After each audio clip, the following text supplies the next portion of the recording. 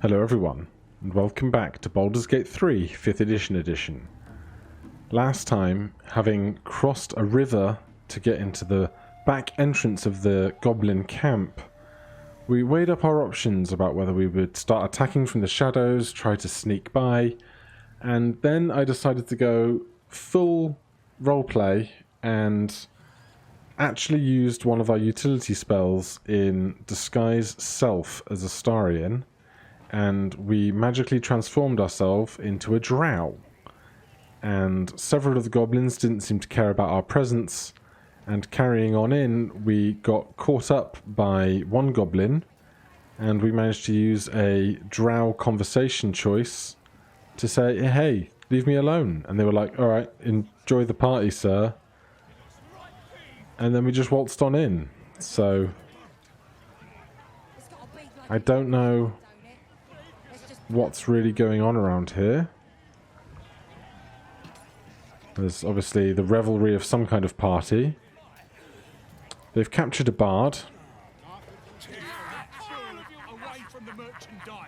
Oh, it's Volo. I thought it was a different person as we walked in. Maybe I was highlighting Gribbo. If we can rescue Volo, we will. Obviously, Which title is it? I've got it right beside me.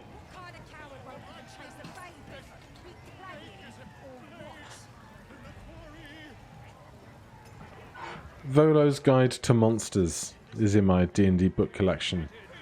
Not Mordenkainen's Tome of Foes, that's a different one. Different guy entirely. I'm lost, where are we? There we are.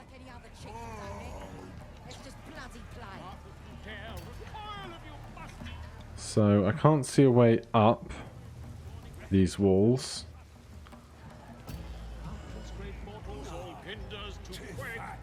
So we could speak to Volo, but I fear for my cover if I do. So the only other place to go, it seems... Oh, let's go up. I was going to say, there's this door here, which looks big and important. But let's just keep poking around this outside area first. There's a goblin scimitar on the ground. Somebody's missing that.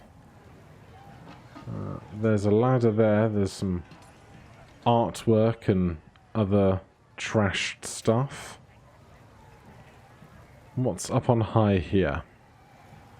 If a fight breaks out now, at least we have some height advantage against some of the creatures around here. Those guys are sleeping. Let's step carefully here. A couple of plants. A fire wine barrel. I don't know if fire wine is supposed to be an actual consumable. Even more up here. Drunk and sleeping. Doesn't make any sense. One up high on watch. And a cliff top. And there's also this cracked wall. Now normally a cracked wall spells a secret route into somewhere. But we are lacking in a bludgeoning weapon, I think.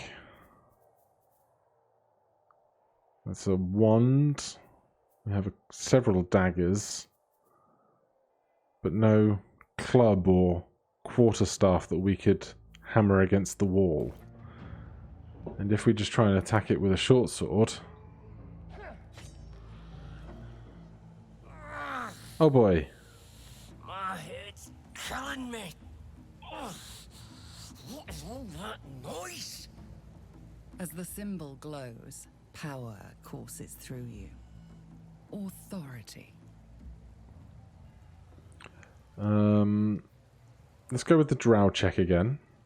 Don't need to tell me twice, boss.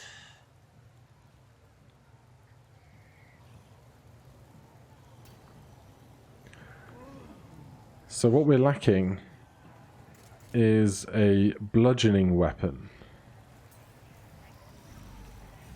Does this person have a club?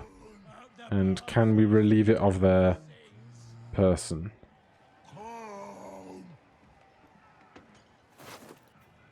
Nope. A couple of good scrolls, but I'm not going to start stealing where I don't need to.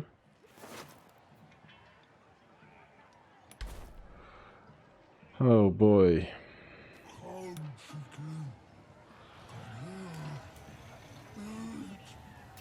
There must be something around here, right? Oh well, free potions are free potions, that's for sure.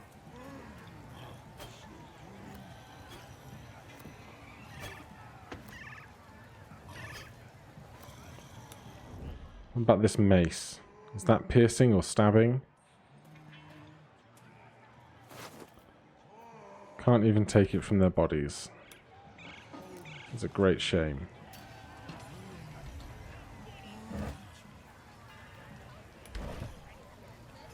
I just need something. Sad is stick. What's a tick got to be sad about?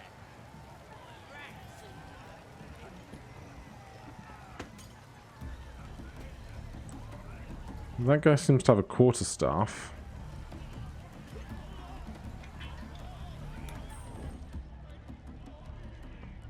This is a terrible plan.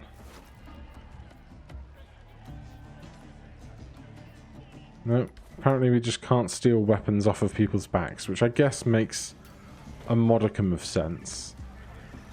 Doesn't make any sense. The other option would be to just try and sneak attack them from behind whilst no one is looking, and then see if we can take the weapon from them. But if that goes badly, we risk enraging the entire camp, which seems like a very bad plan.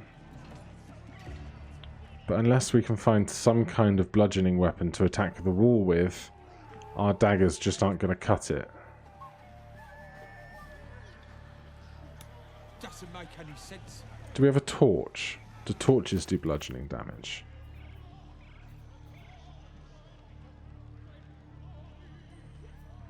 Keys, traps, arrows. No, we don't even have a torch. This is the goblin's drawing. This is the one that shows the 3 bosses that we might have to eliminate. This is making my head hurt. Alright.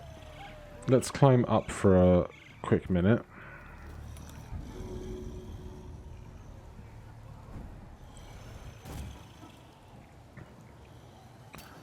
Well, this has certainly gone better than I thought it was going to. It's more slowly, certainly, but less death. Tools. Torches. 1d4 bludgeoning. Alright. Anything else going on back here? Just have a quick peruse while we're up this far. A hand axe is slashing damage. A body with a small bottle. Nothing else here. No climbable stones. Chest down there, but it's a different route. Oh no, there's a cragged rock we can climb, so of course we will go and see what's in a chest. You see treasure, you take treasure. Also, you see tripwire, you avoid tripwire. Scroll of Grease is nice.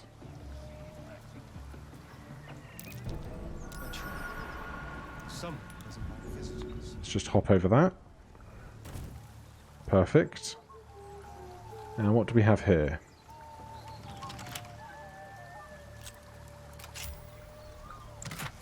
$23 whole gold pieces. No other sneaking routes or climbing routes out this side? Doesn't appear so. I assume we can't ford this river, not as we would want to as a vampire spawn who takes acid damage. Acidic damage. We will hop back over this trap.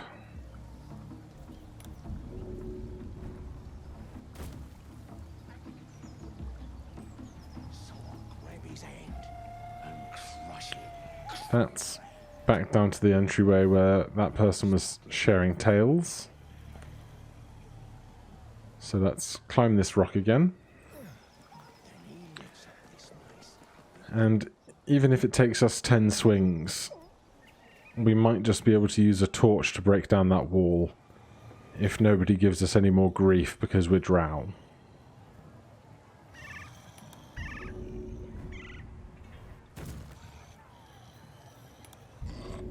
Oh. Oh, heck. My head hurts bad. You crash about like a drunken ogre. Didn't think Drow was so clumsy. Leave us to rest.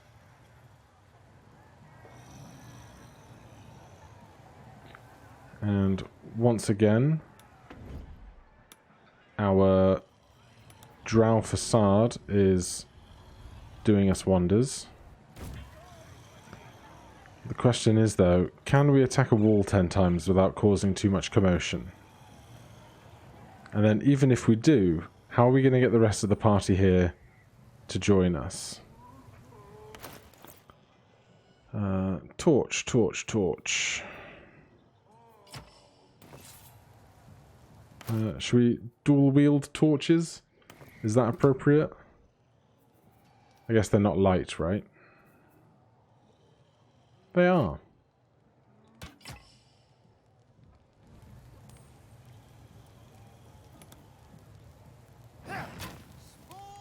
Quiet! Please!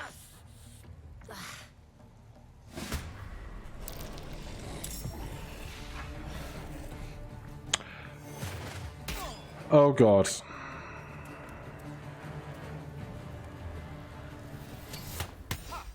We pissed 5 drunk guys off.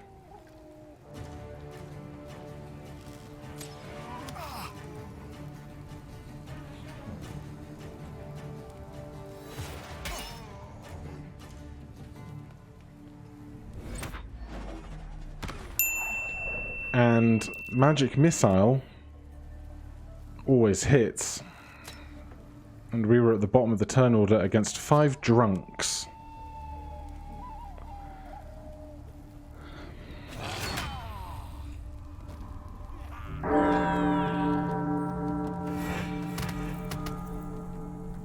And Astarion has died. That's really awkward. I regret not just going around and assassinating all of them in their sleep. But it is what it is. We learned some things. And it's not necessarily all over for Astarion. Because... which rule is it? Rule number... oh. Rule number 7. Ability checks for Scrolls of Revivify. So if we can get Shadowheart to this exact location, we can cast Revivify on him. But we have to get there first.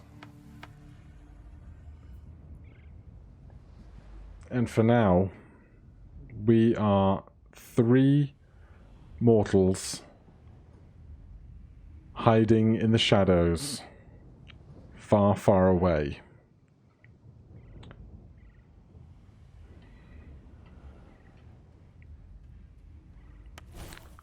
Let's see. Shadowheart has Disguise Self.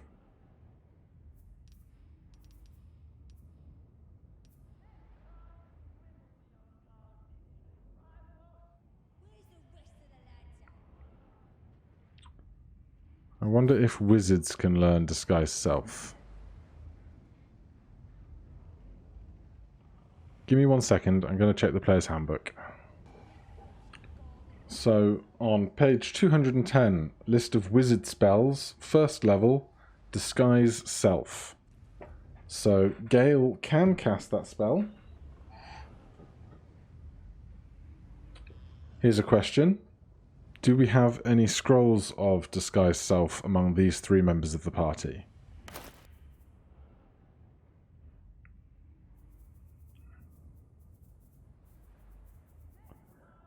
That is no. it seems. So he could have learnt it by now, except we haven't found a scroll to equip him with.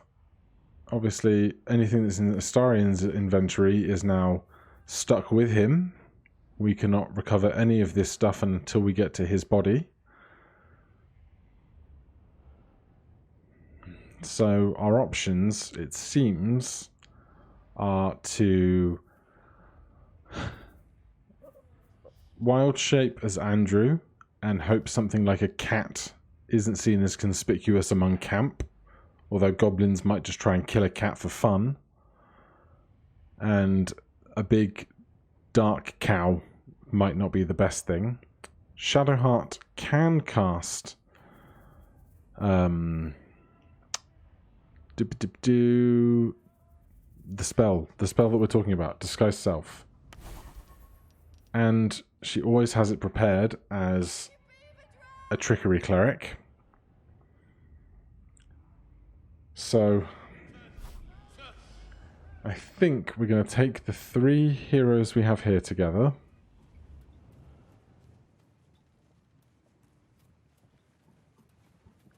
Carefully retreat back to the cave.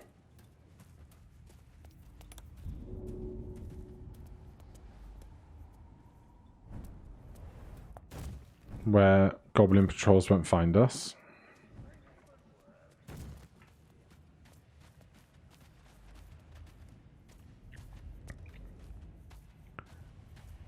And then Shadowheart, if you would please separate from the rest of the party. We're going to have to stop concentrating on Pass Without a Trace and start concentrating on Disguise Self as a... We'll go with male drow, because that's what Astarian did and it worked, and we don't have to stick with specific sexes or genders or anything.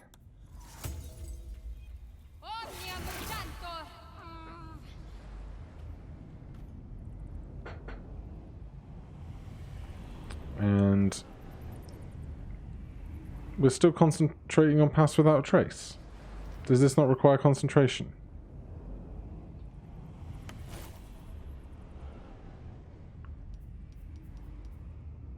No, it does not.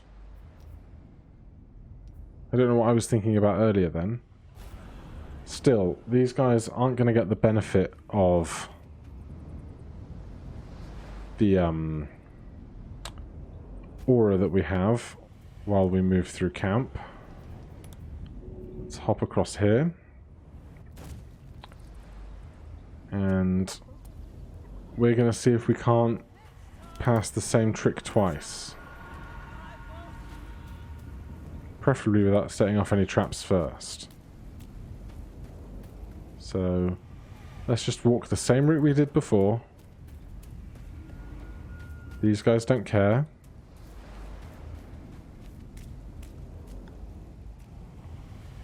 And we're just going to go across the bridge. We're like, hey, we're a drow. We're allowed to be here. We're your boss.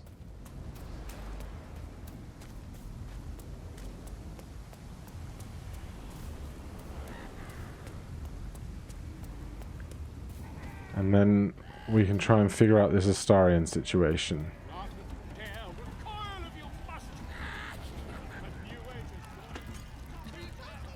Let's take this set of knotted roots up.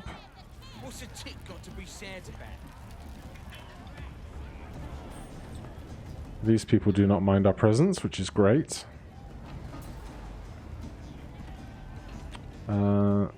This is not how we got up before, is it? It's too high for Shadowheart as well, it seems.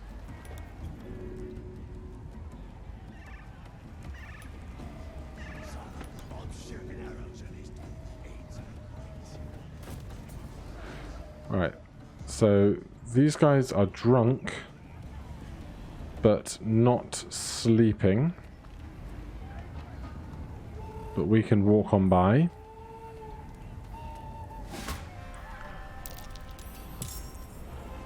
Do they think we're the same creature?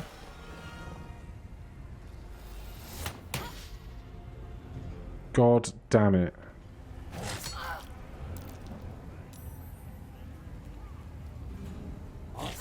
This is ridiculous.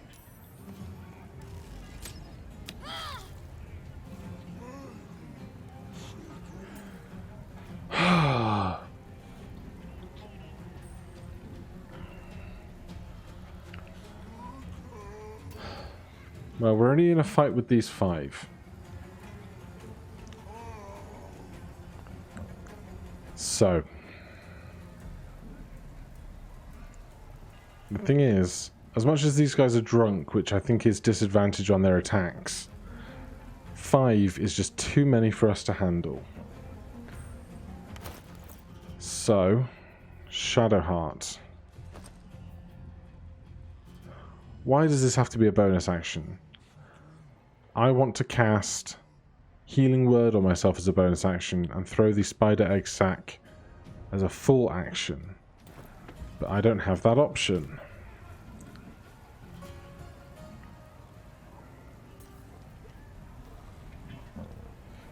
It would be interesting if I could get out of sight, drop the Disguise Self, and they might think I'm someone else.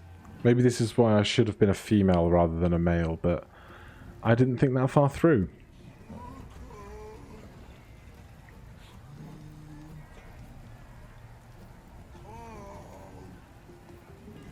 Oh boy. I mean, we have heaps of healing potions. We can Healing Potion as a bonus action. Don't know how that's going to help us, but we can.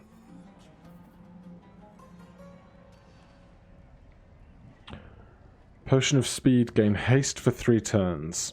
This will give us an extra action every turn.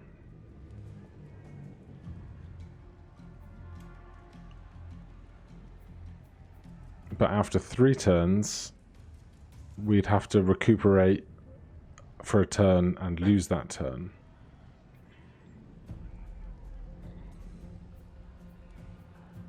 We can take a Greater Healing Potion now to heal for the immediate future.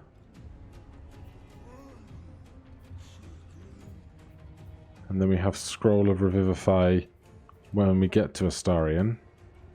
We'll have to pass a check in order to succeed, but it's an option. And this is an action. So I guess we're going to start with a Potion of Speed. That's a bonus action.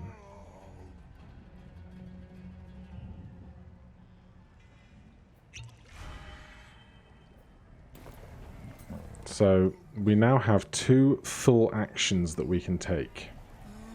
Unfortunately, as much as I play my rule set that disengage is an action, we can't disengage because it's a bonus action. So, what's next? We need to heal. These are also bonus actions.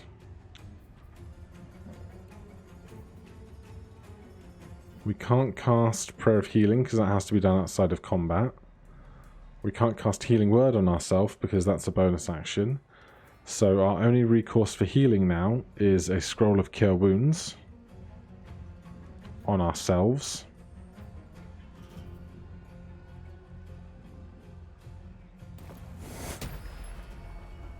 Take cure. 7 whole hit points. And we have 1 action left.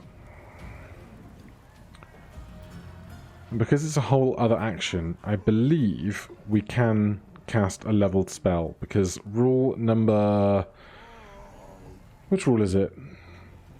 Rule number 12. No casting 2 level spells in 1 turn. But this is a full action we have because of the haste spell. So I believe I can cast 2 leveled spells in 1 turn, especially because 1 was a scroll. So now what do we do? It's 1, 2, 3, 4. We have double movement speed, so we could get to Astarion. We would probably take 2 attacks of opportunity for it. However, those attacks of opportunity will be at disadvantage because they're drunk, I believe. So, I guess this is our best shot. That was expected. That was also expected. Drunk guys with disadvantage. We run double our movement speed over to here. And now I need to figure out what the check is for casting a third level spell off of a scroll when you don't have the spell slot to do it. So give me one moment, I'm going to double check this rule. Here we go. If the spell is on your class's spell list but of a higher level than you can normally cast, you must make an ability check using your spellcasting ability to determine whether you cast the spell successfully. The DC equals 10 plus the spell's level. On a failed check, the spell disappears from the scroll with no other effect. So, Shadowheart's spellcasting ability is 6. I know that says spell attack there, but spellcasting ability is +4 for wisdom and +2 for proficiency bonus. So our spellcasting ability is ability check using your spellcasting ability. Is it +6 or +4? This is a great question and a very important one.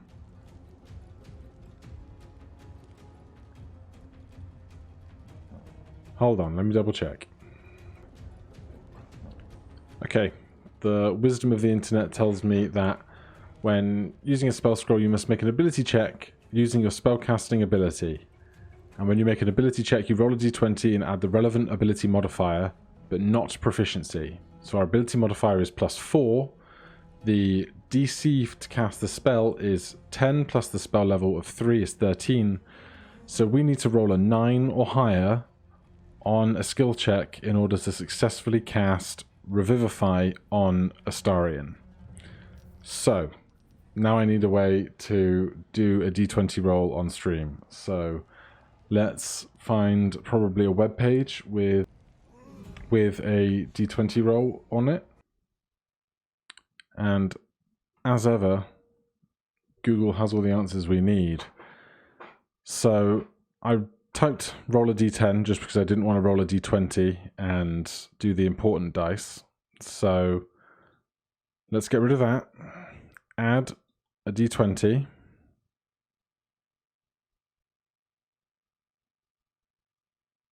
I guess that was the roll.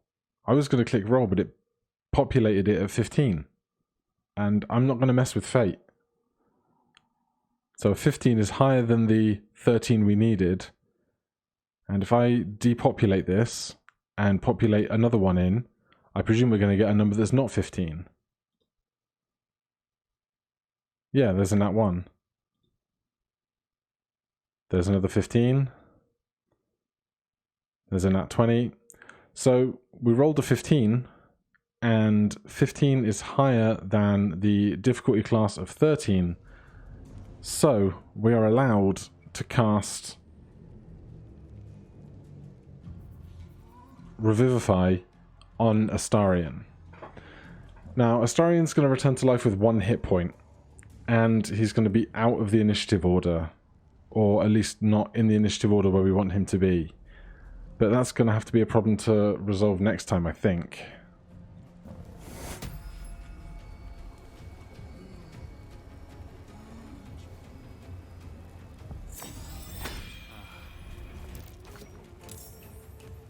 He is up. Now we have spent our 2 actions in our bonus action. Astarion is here. He looks like his regular self. And there are 4 attacks to come before it gets back round to us. So we'll see how this resolves next time. Thank you ever so much for watching. I'll see you in the next one. Cheers.